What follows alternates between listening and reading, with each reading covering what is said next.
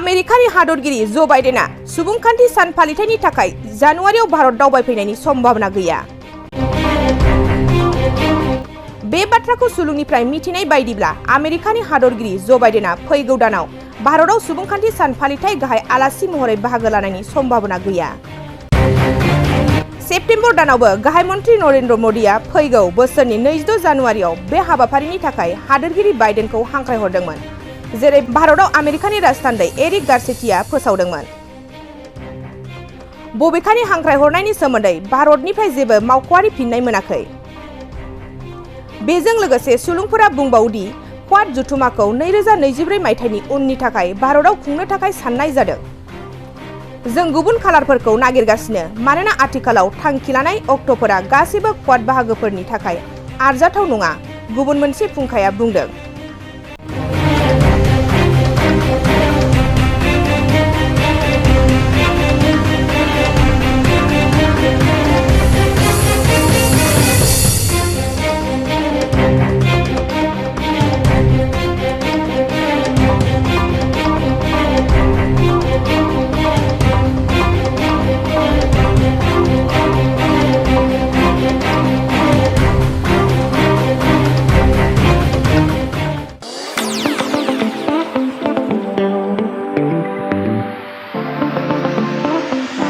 सानाय सुनाय बेरामनि जेंनायाव गोग्लैना थानायफोरनि थाखाय गोजोनथाव खौरां। गावनि देहानि सानाय सुनायखौ लानानै दुखुआव थानो गोनां गैला। जुदि नोंथाङा सानाय सुनाय दंब्ला जिंगासिनांगौनि गोनांथि गैया।